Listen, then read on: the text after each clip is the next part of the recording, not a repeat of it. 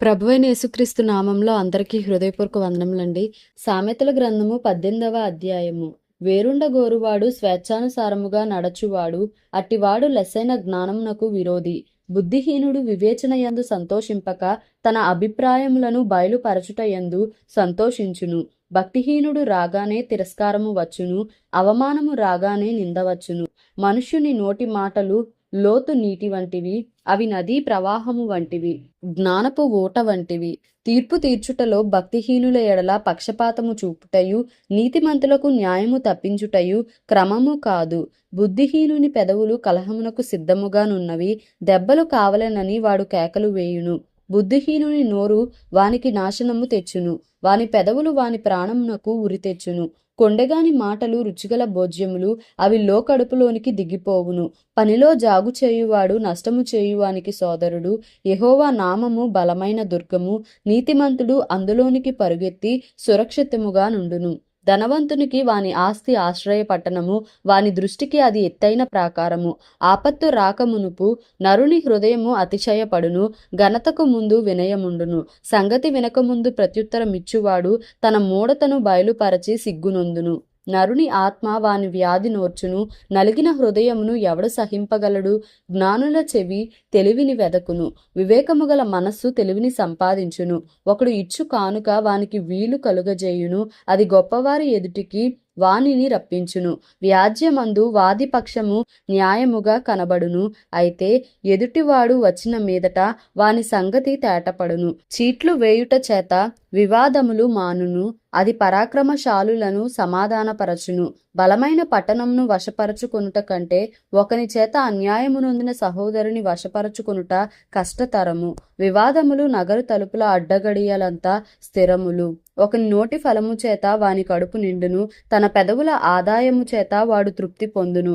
జీవ మరణములు నాలుక వశము, దాని యందు ప్రీతిపడువారు దాని ఫలము తిందురు.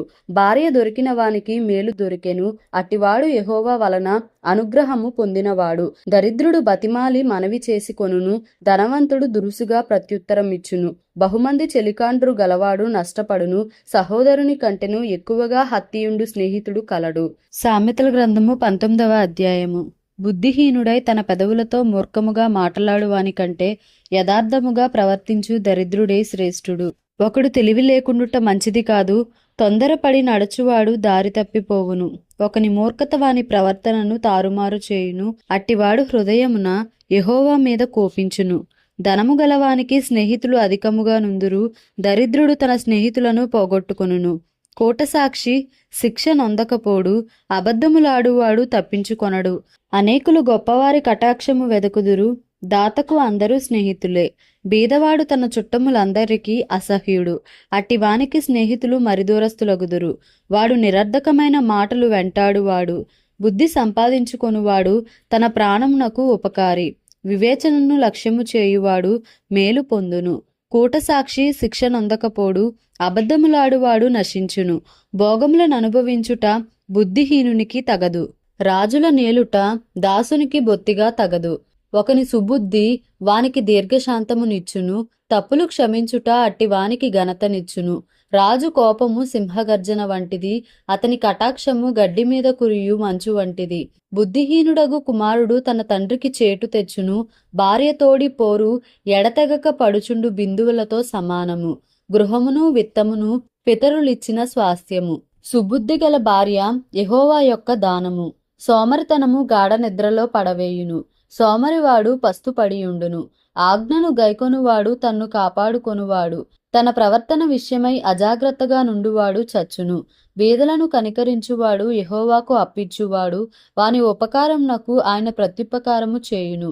బుద్ధి వచ్చునని నీ కుమారుని శిక్షింపుము, అయితే వాడు చావవలెనని కోరవద్దు. మహాకోపియగువాడు దండన తప్పించుకొనడు, వాని తప్పించినను వాడు మరలా కోపించుచునే యుండును.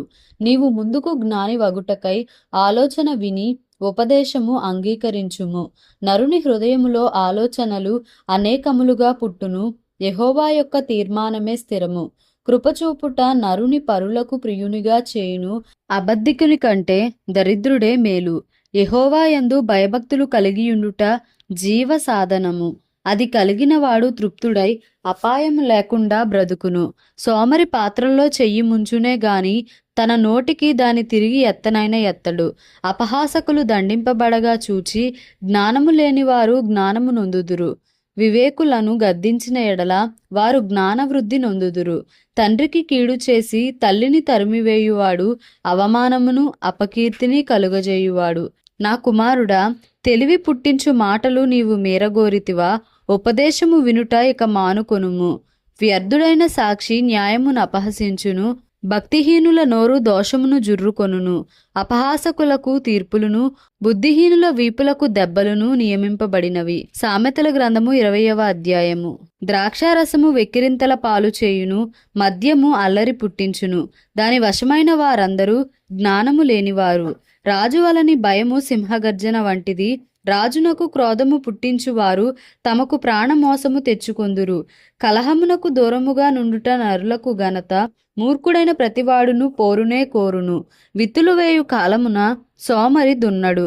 కోతకాలమున పంటను గూర్చి వాడు విచారించునప్పుడు వానికేమీయూ లేకపోవును. నరుని హృదయములోని ఆలోచన లోతు నీళ్ల వంటిది. వివేకము గలవాడు దానిని పైకి చేదుకొనును. దయచూపు వానిని కలిసికొనుట అనేకులకు తటస్థించును. నమ్ముకొనదగినవాడు ఎవరికి కనబడును? యథార్థవర్తనుడగు నీతిమంతుని పిల్లలు వాని తదనంతరము ధన్యులగుదురు. న్యాయ సింహాసనాసీనుడైన రాజు తన కన్నులతో చెడుతనమంతయు చెదరగొట్టును. నా హృదయంను శుద్ధపరచుకొనియున్నాను, పాపము పోగొట్టుకొని పవిత్రుడనైతిననుకొనదగిన వాడెవడు? వేరువేరు తూనిక రాళ్ళు, వేరువేరు కొంచెములు, ఈ రెండును యెహోవాకు హేయములు. బాలుడు సహితము తన నడవడి శుద్ధమైనదో కాదో, యథార్థమైనదో కాదో తన చేష్టల వలన తెలియజేయును. వినగల చెవి, చూడగల కన్ను, ఈ రెండును యెహోవా కలుగజేసినవే. లేమికి భయపడి నిద్రయందు ఆసక్తి విడువుము. నీవు మేల్కొని యుండిన ఎడల ఆహారము తిని తృప్తి పొందుదువు. కొనువాడు జబ్బుది అనును, అవతలికి వెళ్ళి దాని మెచ్చుకొనును.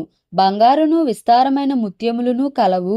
తెలివినుచ్చరించు పెదవులు అమూల్యమైన సొత్తు. అన్యుని కొరకు పూటబడిన వాని వస్త్రమును పుచ్చుకొనుము, పరుల కొరకు వానినే కుదువ పెట్టించుము. మోసము చేసి తెచ్చుకొన్న ఆహారము మనుషులకు బహు ఇంపుగా ఉండును. పిమ్మట వాని నోరు మంటితో నింపబడును. ఉద్దేశములు ఆలోచన చేత స్థిరపరచబడును. వివేకము గల నాయకుడవై యుద్ధము చేయుము. కొండెగాడై తిరుగులాడువాడు పరులగుట్టు బయట పెట్టును. కావున వదరుబోదుల జోలికి పోకుము. తన తండ్రినైనను తల్లినైనను దూషించువాని దీపము కారు చీకటిలో ఆరిపోవును. మొదట బహు త్వరితముగా దొరికిన స్వాస్థ్యము తుదకు దీవెన నొందకపోవును. కీడుకు ప్రతికీడు చేసదననుకొనవద్దు.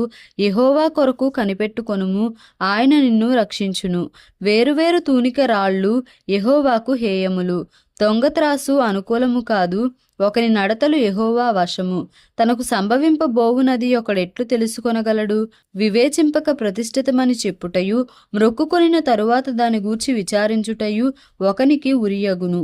జ్ఞానము గల రాజు భక్తిహీనులను చెదరగొట్టును, వారి మీద చక్రము దొర్లించును. నరుని ఆత్మ యెహోవా పెట్టిన దీపము, అది అంతరంగములన్నీయు శోధించును. కృపాసత్యములు రాజును కాపాడును. కృప వలన అతడు తన సింహాసనమును స్థిరపరచుకొనును. యవనస్తుల బలము వారికి అలంకారము, తలనెరపు వృద్ధులకు సౌందర్యము. గాయములు చేయు దెబ్బలు అంతరంగములలో చొచ్చి చెడుతనమును తొలగించును. దేవుడి పరిశుద్ధ వాక్యమును మన వినికిడిలో దీవించి ఆశీర్వదించును గాక. ఆమేన్. Please like, share and subscribe for more videos.